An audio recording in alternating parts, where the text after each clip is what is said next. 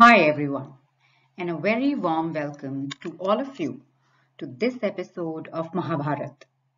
In our attempt to further the series, we will start with the translated version of Ved Vyas Mahabharat by Kisari Mohan Ganguli, keeping in mind the fidelity of the text provided in the translation. This is an honest attempt to share the version with the listeners.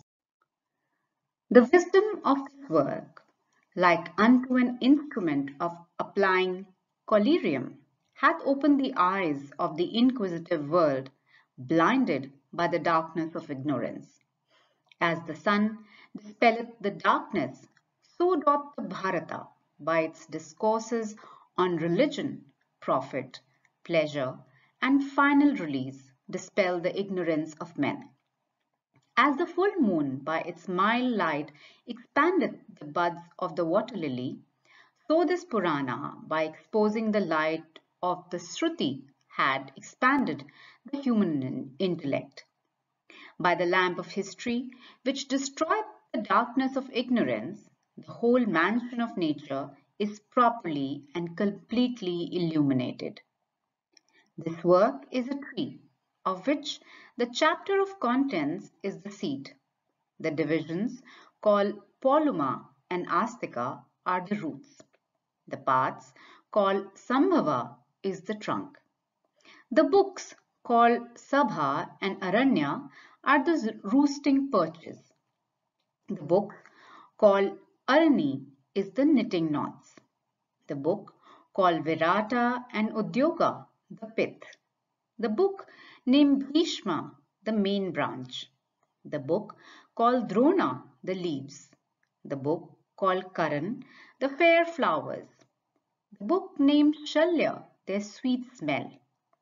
The books entitled Stri and Ashika, the refreshing shade. The book called Santi, the mighty fruit. The book called Ashwamedha, the immortal sap. The denominated Ashrama Vasika, the spot where it groweth. The book called Masala is an epitome of the Vedas and held in great respect by the virtuous Brahmins. The tree of the Bharata, inexhaustible to mankind as the clouds, shall be as a source of livelihood to all distinguished poets. Swati continued, I will now speak of the undying flowery and fruitful productions of this tree, possessed of pure and pleasant taste, and not to be destroyed even by immortals. Formerly, the spirited and virtuous Krishnadvaipayan, by the injunctions of Bhishma, the wise son of Ganga, and of his own mother, became the father of three boys, who were like the three fires by the two wives of Vichitravira. And having thus raised up Dhritarashtra, Pandu, and Vidur, he returned to his recluse abode to prosecute his religious exercise. It was not till after these were born, grown up, and departed on the supreme journey that the great Rishi Vyasa published the Bharata in this region of mankind. When being solicited by Janmejay and thousands of Brahmins, he instructed his disciple Vaishampayan, who was seated near him, and he, sitting together with Sadyas, recited the Bharata. During the intervals of the ceremonies of the sacrifice, being repeatedly urged to proceed, Vyasa had fully represented the greatness of the house of Kuru, the virtuous principles of Kandhari, the wisdom of Vidur, and the constancy of Kunti. The noble Rishi had also described the divinity of Vasudev, the rectitude of the sons of Pandu, and the evil practices of the sons and partisans of Dhritarashtra. Vyasa executed the compilation of the Bharata, exclusive of the episodes originally in 24,000 verses, and so much only is called to be learned as the Bharata. Afterwards, he composed an epitome in 150 verses, consisting of the introduction with the chapter of contents. This he first taught to his son, Shuka, and afterwards he gave it to others of his disciples who were possessed of the same qualifications. After that, he executed another compilation, consisting of 600,000 verses. Of those, 300,000 are known in the world of the Devas, 1,500,000 in the world of the Pitras, 1,400,000 among the Gandharvas, and 100,000 in the regions of mankind.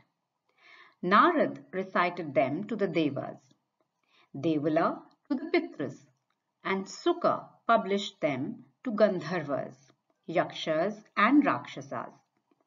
And in this world they were recited by Vaishampayan, one of the disciples of Vyasa, a man of just principles and the first among all those acquainted with Vedas. Know that I, Sati, have also repeated 100,000 verses. Yudhishthir is a vast tree, formed of religion and virtue. Arjuna is its trunk, Bhimsen its branches. The two sons of Madri are its full-grown fruit and flowers, and its roots are Krishna, Brahma, and the Brahmanas.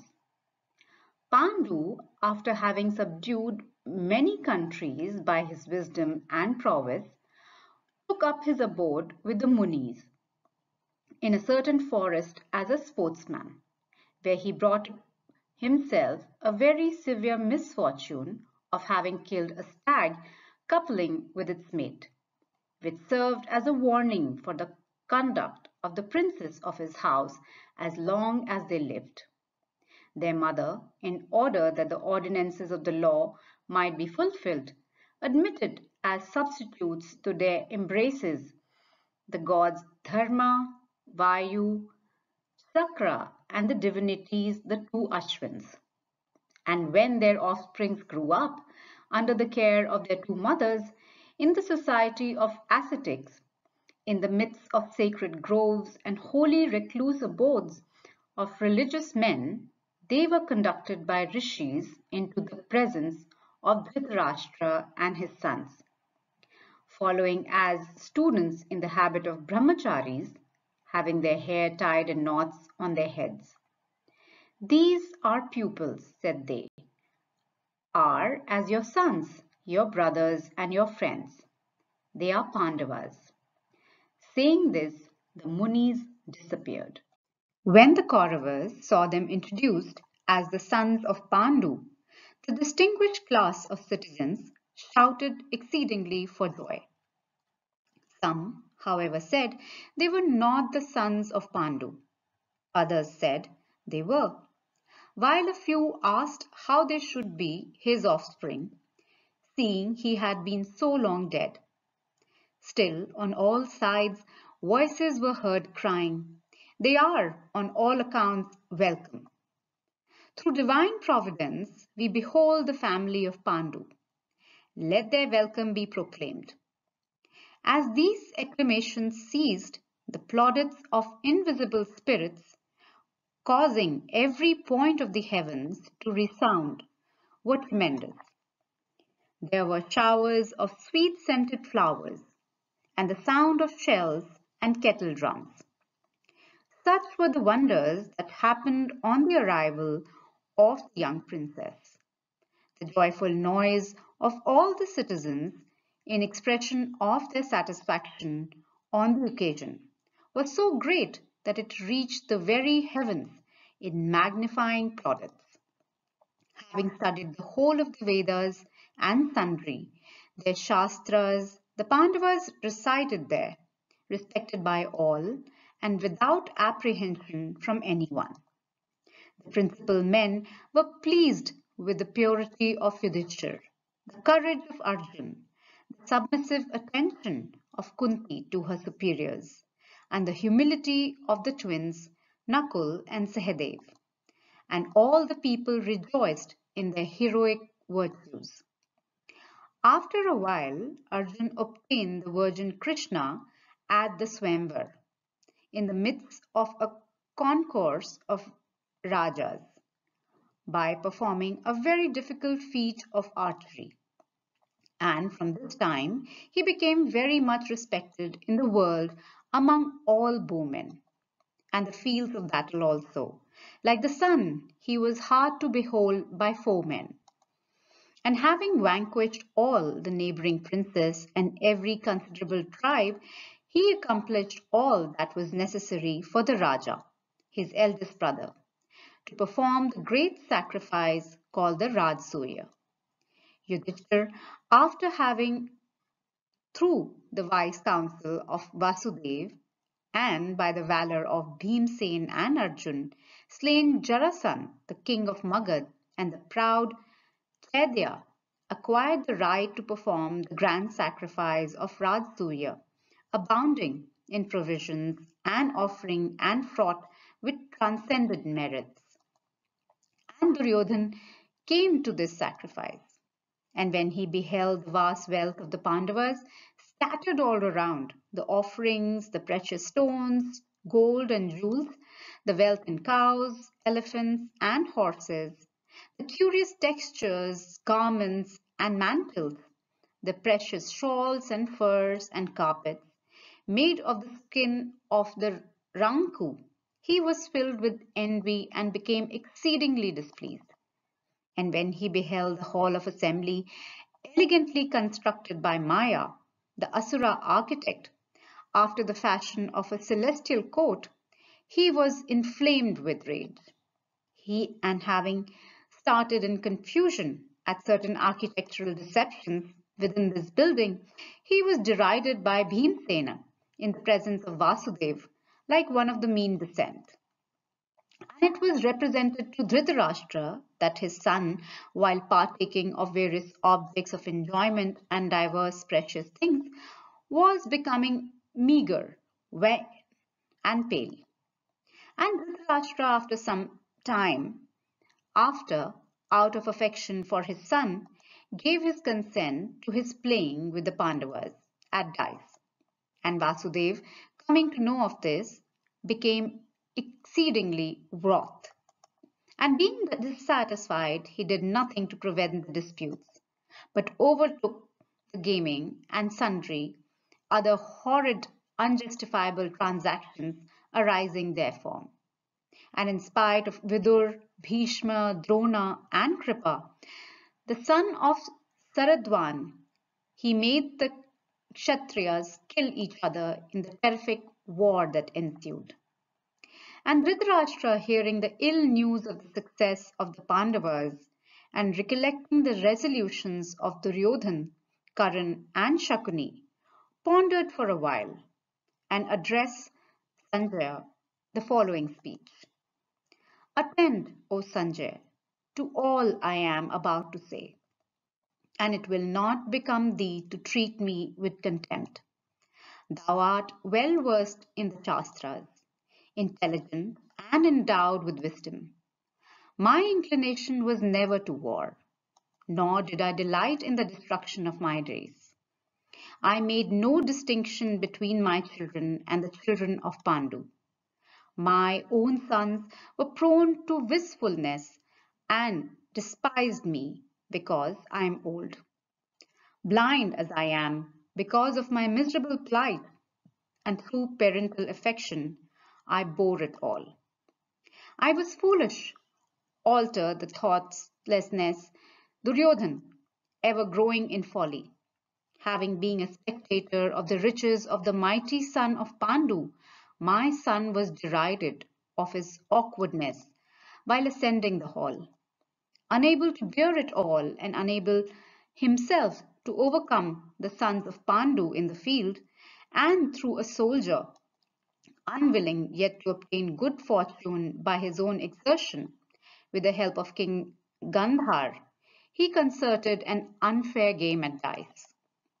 Hear, O Sanjay, all that happened thereupon, and came to my knowledge.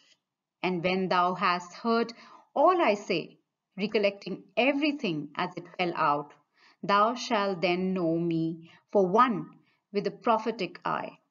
When I heard that Arjun, having bent the bow, had pierced the curious mark and brought it down to the ground, and bore away in triumph the maiden Krishna, in the sight of the assembled princess, then, O Sanjay, I had no hope of success. When I heard that Subhadra of the race of Madhu had, after forcibly seized, been married by Arjun in the city of Dwarka, and that the two heroes of the race, Vrishni, Krishna, and Balram, and the brothers Subhadra, while resenting it, had entered in the press as friends, then, O Sanjay, I had no hope of success. When I heard that Arjun, by his celestial arrow, preventing the downpour by Indra, the king of gods, had gratified Agni by making over him the forest of Kandav, then, O Sanjay, I had no hope of success. When I heard that the five Pandavas with their mother Kunti had escaped from the house of Lak, and that Vidur was engaged in the accomplishment of their designs, then, O Sanjay, I had no hope of success. When I heard that Arjun, after having pierced the mark in the arena, had won Draupadi, and that the brave Panchals had joined the Pandavas, then, O Sanjay, I had no hope of success. When I heard that Jarasandh, the foremost of the royal line of Magad, and the blazing in the midst of the Kshatriyas, had been slain by Bhima with his bare arms alone, then, O Sanjay, I had no hope of success. When I heard that in their general campaign of the son of Pandu had conquered the chiefs of the land and performed the grand sacrifice of Rajsuya, then, O Sanjay, I had no hope of success. When I heard that Draupadi, her voice choked with tears and heart full of agony, in the season of impurity and with but one raiment on, had been dragged into court, and though she had protectors, she had been treated as if she had none, then, O Sanjay, I had no hope of success. When I heard that the wicked wretch Dushasan was striving to strip her of the single garment, had only drawn from her person a large heap of cloth without being able to arrive at its end, then, O Sanjay, I had no hope of success. When I heard that Yudhishthir, beaten by Sobhala at the game of dice and deprived of his kingdom as a consequence thereof, had still been attended upon by his brothers of incomparable prowess, then, O Sanjay, I had no hope of success. When I heard then the virtuous Pandavas, weeping with affliction, had followed their elder brother to the wilderness and exerted themselves variously of the migration and the mitigation of his discomforts, then, O Sanjay, I had no hope of success.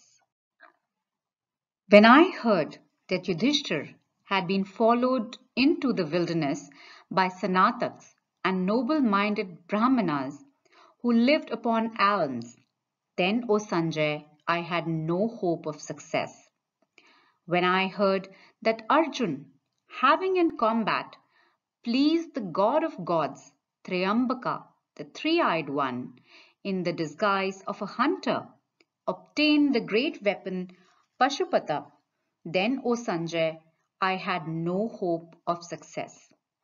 When I heard that the just and renowned Arjun, after having been to the celestial regions, had there obtained celestial weapons from Indra himself, then, O Sanjay, I had no hope of success.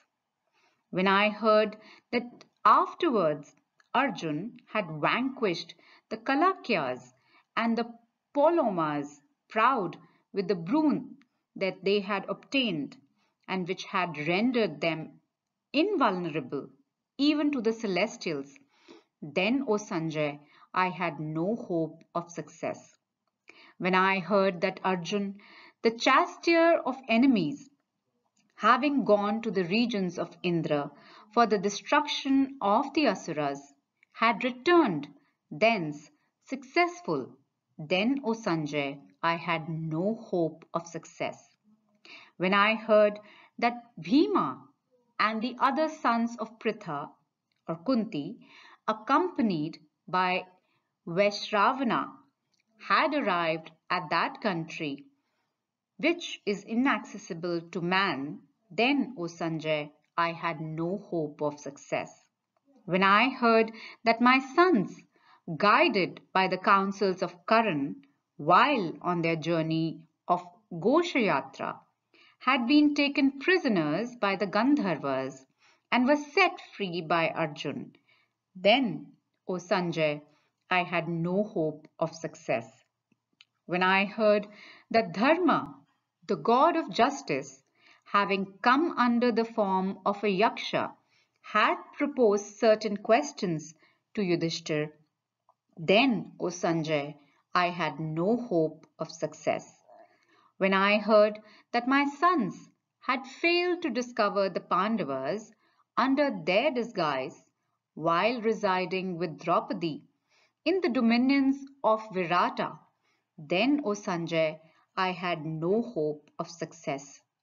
When I heard that the principal men of my side had all been vanquished by the noble Arjun with a single chariot while residing in the dominions of Virata, then, O Sanjay, I had no hope of success. When I heard that Vasudev of the race of Madhu, who covered this whole earth by 1 foot, was heartily interested in the welfare of the Pandavas, then, O Sanjay, I had no hope of success.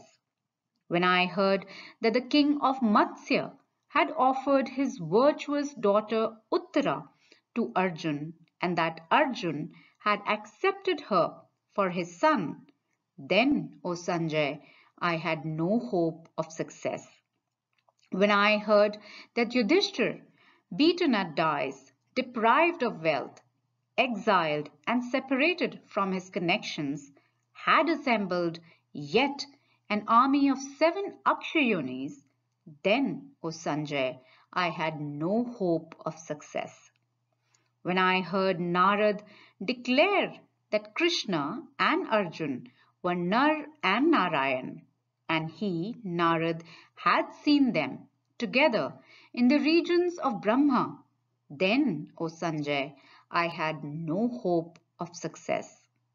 When I heard that Krishna, anxious to bring about peace for the welfare of mankind, had repaired to the Kurus and went away without having been able to effect his purpose, then, O Sanjay, I had no hope of success. When I heard that Kama and Duryodhan resolved upon imprisoning Krishna, displayed in himself the whole universe, then, O Sanjay, I had no hope of success. Then I heard that at the time of his departure, Pritha or Kunti, standing full of sorrow near his chariot, received consolation from Krishna. Then, O Sanjay, I had no hope of success. When I heard that Vasudev and Bhishma, the son of Shantanu, were the counselors of the Pandavas, and Drona, the son of Bharadwaj, pronounced blessings on them, then, O Sanjay, I had no hope of success. When Kama said unto Bhishma, I will not fight when thou art fighting, and, quitting the army, went away, then, O Sanjay, I had no hope of fighting. When I heard that Vasudev and Arjun and the bow Kandiva of immeasurable prowess, these three of dreadful energy had come together.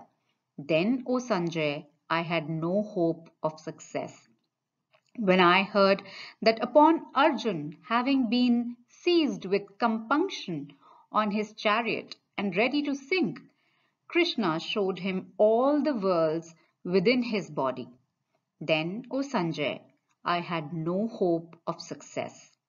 When I heard that Bhishma, the desolator of foes, killing 10,000 charioteers every day in the field of battle, had not slain any amongst the Pandavas, then, O Sanjay, I had no hope of success.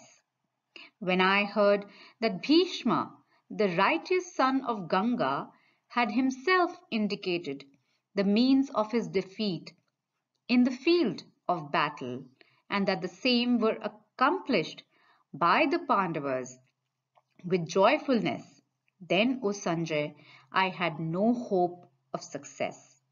When I heard that Arjun, having placed Shikhandi before himself in his chariot, had wounded Bhishma of infinite courage and invincible in battle, then, O Sanjay, I had no hope of success.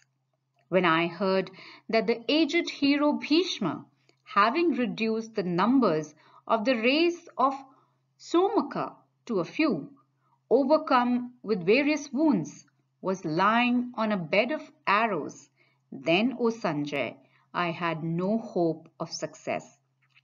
When I heard that upon Bhishma's lying on the ground with thirst for water, Arjun, being requested, had pierced the ground and allayed his thirst, then, O Sanjay, I had no hope of success.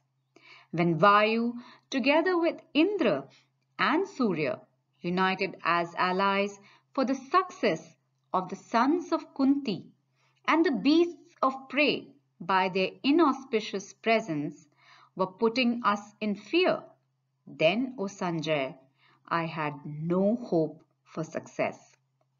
When the wonderful warrior Drona, displaying various modes of fight in the field, did not slay any of the superior Pandavas, then, O Sanjay, I had no hope of success. When I heard that Maharatha Takas of our army, appointed for the overthrow of Arjun, were all slain by Arjun himself, then, O Sanjay, I had no hope of success.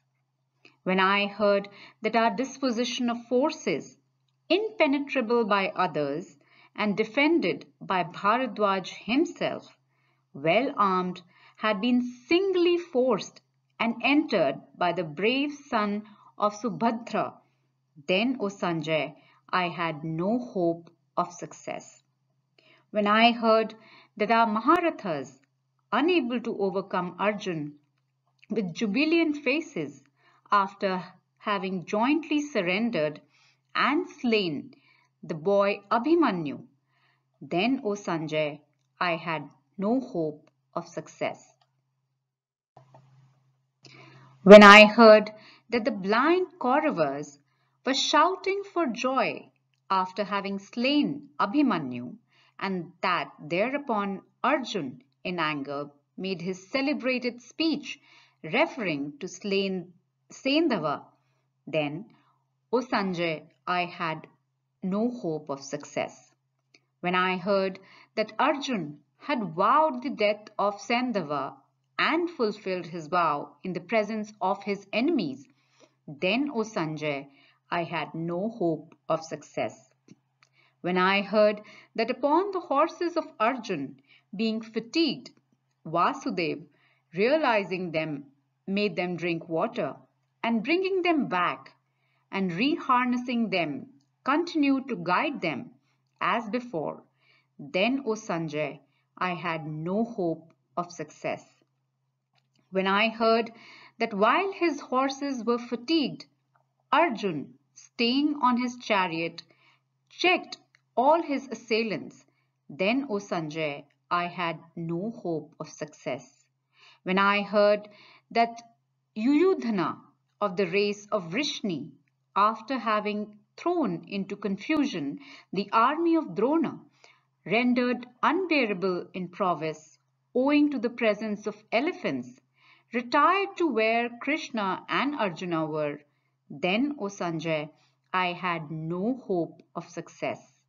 When I heard that Karan, even though he had got Bhima within his power, allowed him to escape after only addressing him in contemptuous terms and dragging him with the end of his bow, then, O Sanjay, I had no hope of success.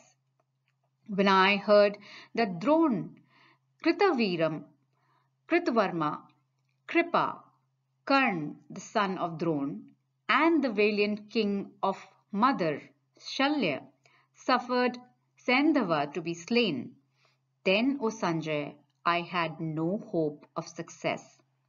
When I heard that the celestial Shakti given by Indra to Karn and was, by Madhava's machinations, caused to be hurled upon Rakshasa Ghatotkach of frightful countenance, then, O Sanjay, I had no hope of success.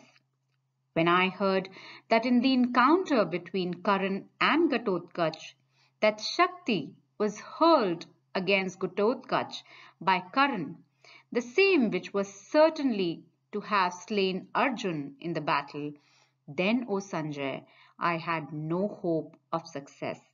When I heard that Drishtadamnu, transgressing the law of battle, slew Drona while alone in his chariot and resolved on the death, then, O Sanjay, I had no hope of success. When I heard that Nakul, the son of Madari, having in the presence of the whole army engaged in single combat with the son of Drona and showing himself equal to him, drove his chariot in circles around, then, O Sanjay, I had no hope of success. When, upon the death of Drona, his son misused the weapon called Narayan but failed to achieve the destruction of the Pandavas, then, O Sanjay, I had no hope of success. When I heard that Bhimsen drank the blood of his brother Dushasan in the field of battle without anybody being able to prevent him, then, O Sanjay, I had no hope of success. When I heard that the infinitely brave Karan, invincible in battle, was slain by Arjun in that war of brothers mysterious even to the gods, then, O Sanjay, I had no hope of success. When I heard that Yudhishthir, the just, overcame the heroic son of Drona, Dushasan, and the fierce Kritavarma, then, O Sanjay, I had no hope of success. When I heard that the brave king of Madar, who even dared Krishna in battle, was slain by Yudhishthir, then, O Sanjay, I had no hope of success. When I heard that the wicked Sovala of magic power, the root of the gaming and the feud, was slain in the battle by Sahadev, the son of Pandu, then, O Sanjay, I had no hope of success. When I heard that Duryodhan, spent with fatigue, having gone to a lake and made a refuge for himself within his waters, was lying there alone, his strength gone and without a chariot, then, O Sanjay, I had no hope of success. When I heard that the Pandavas, having gone to that lake, accompanied by Vasudev and standing on its beach, began to address contemptuously my son, who was incapable of putting up with affronts, then, O Sanjay, I had no hope of success.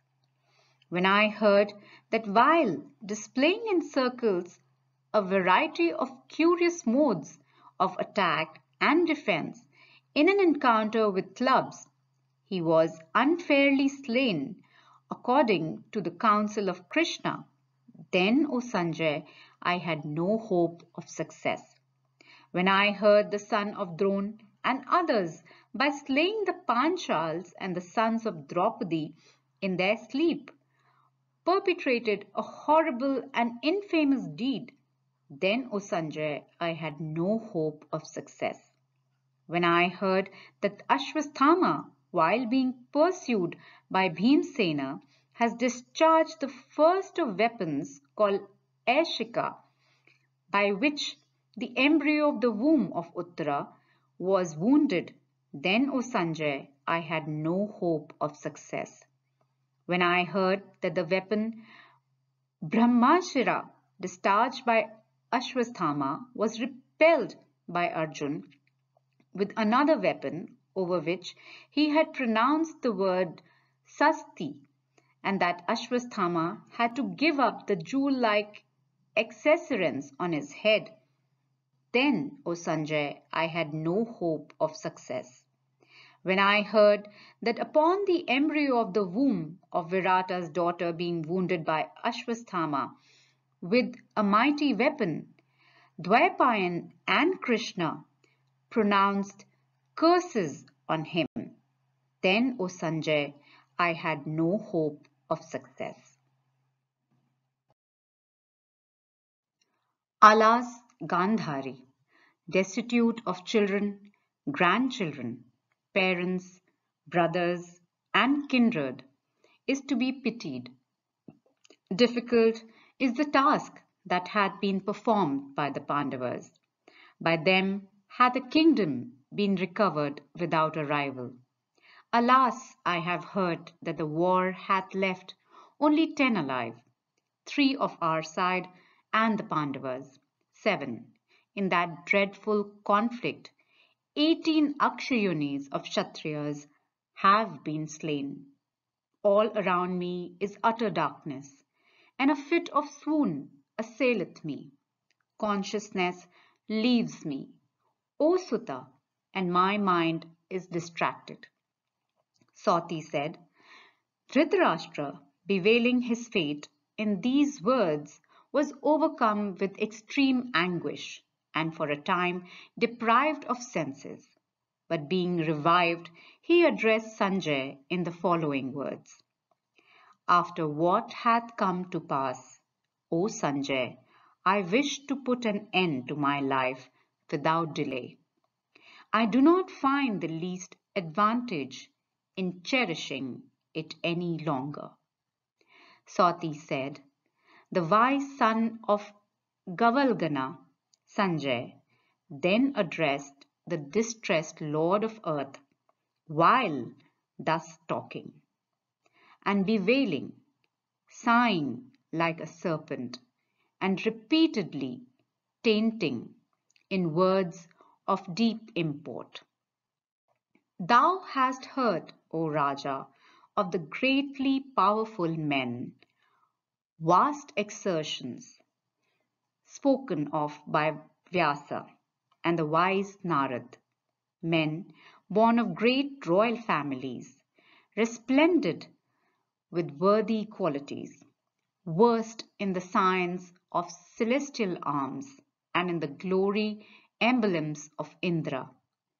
Men who have conquered the world of justice and performed sacrifices with fit offerings to the Brahmins, obtained renown in the world and at last succumbed to the sway of time. Such were the Savya, the valiant Maharatha, Srinajay, great amongst conquerors, Suhotra, Rantideva, Kakshivanta, great in glory, Valhika, Daman, Saryati, Ajita, and Nala, Vishwamitra, the destroyer of foes, Amvishra, the great in strength, Maruta, Manu, Ishvaku, Gaya, and Bharat, Rama, the son of Dashrath, Sasavindu, and Bhagirath, Kratitavirya, the greatly fortunate, and Janmejaya too, and Yayati of good deeds, who performed sacrifices, being assisted therein by the celestials themselves, and by whose sacrificial altars and the stakes of this earth with her habited and uninhabited regions had been marked all over. These 24 Rajas were formerly spoken of by the celestial Rishi Narad unto Savior when much afflicted for the loss of his children. Besides these, other Rajas had gone before, still more powerful than they, mighty charioteers, noble in mind, and resplendent with every worthy quality.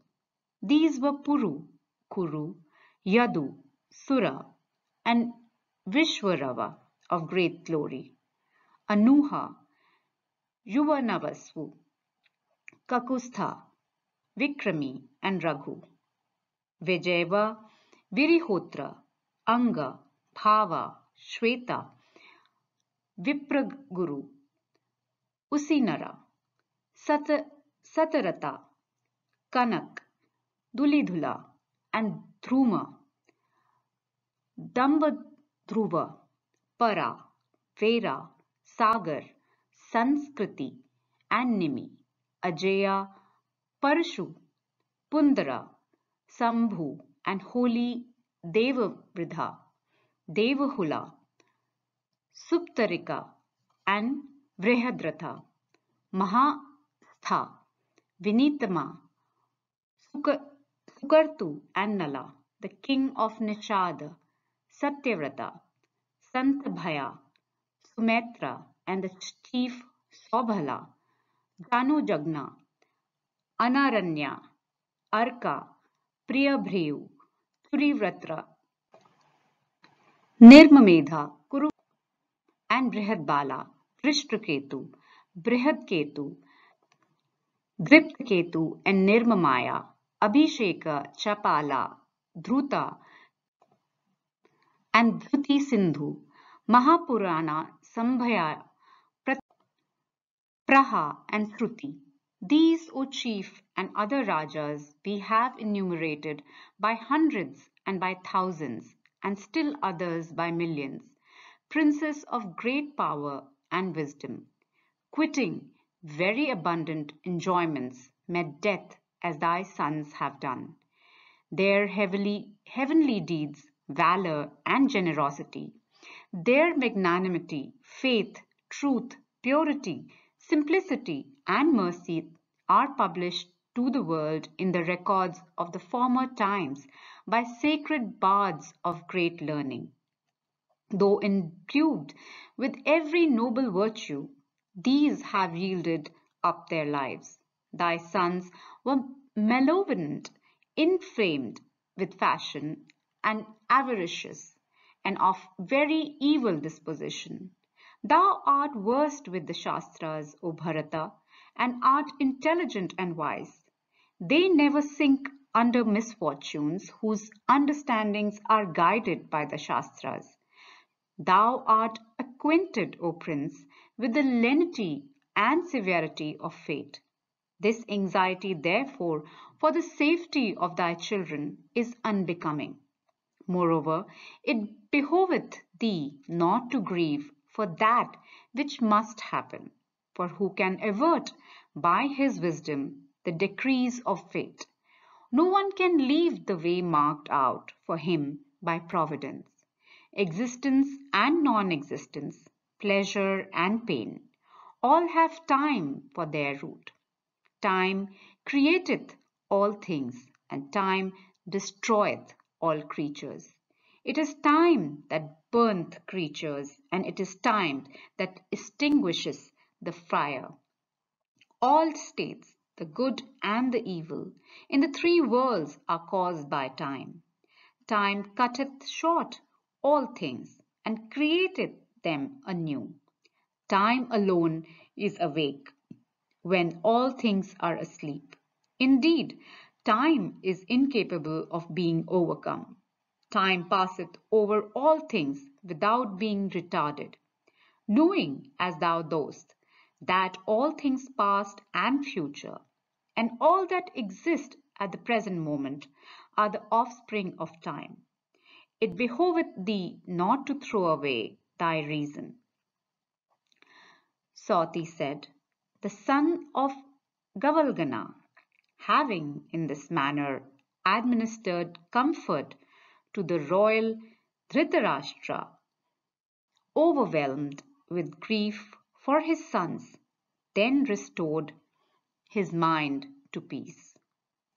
Taking these facts for his subject, Dwaipayan composed a holy Upanishad that has been published to the world by learned and sacred bards in the Puranas composed by them.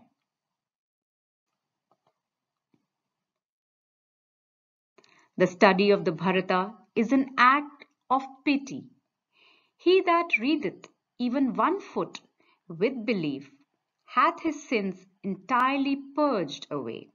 Herein Devas, Devarishis, and immaculate Brahmarishis of good deeds have been spoken of, and likewise Yakshas and great Uragas or Nagas. Herein also had been described the eternal Vasudeva, possessing the 6 attributes.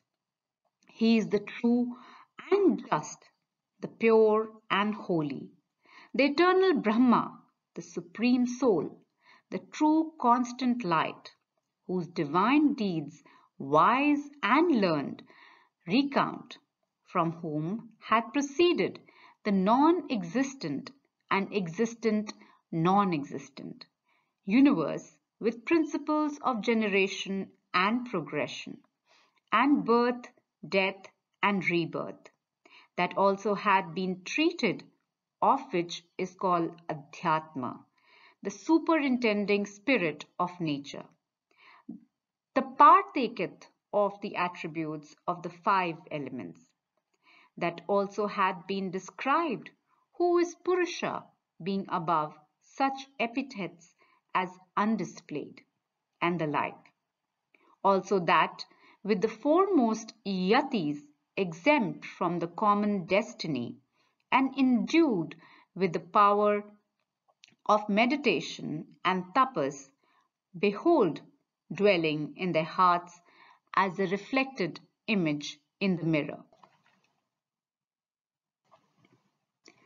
The man of faith, devoted to piety and constant in the exercise of virtue, on reading this section is freed from sin.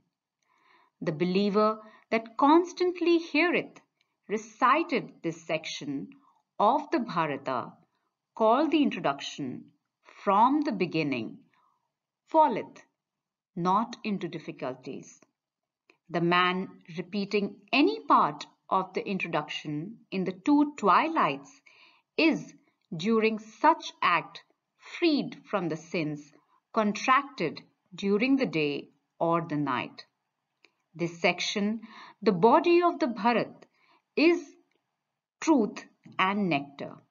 As butter is in curd, Brahmana among bipeds, the Aranyakas among the Vedas, and the nectar among medicines. As the sea is eminent among receptacles of water, and the cow among quadrupeds, as are these among the things mentioned, so is the Bharata said to be among histories.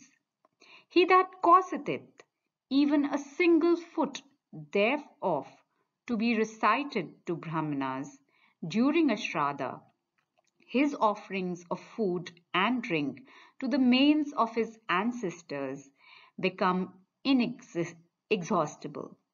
By the aid of history and the Puranas, the Vedas may be expounded, but the Veda is afraid of one of the little information, lest he should it. The learned man who recites to the other this Veda of Vyasa repeateth advantage.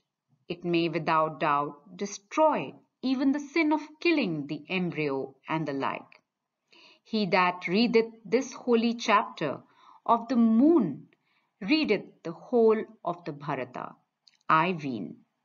The man who with reverence daily listeneth to this sacred word acquireth long life and renown and ascendeth to heaven. In former days, having placed the four Vedas on one side and the Bharata on the other, these were weighed in the balance by the celestials assembled for that purpose. And as the latter weighed heavier than the four Vedas with their mysteries, from that period it had been called in the world Mahabharat, the great Bharat, being esteemed superior both in substance and gravity of import. It is denominated Mahabharat on account of such substance and gravity of import. He that knoweth its meaning is saved from all his sins. Tapa is innocent. Study is harmless.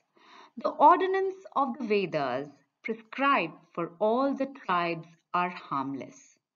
The acquisition of wealth by exertion is harmless. But when they are abused in their practices, it is then that they become sources of evil.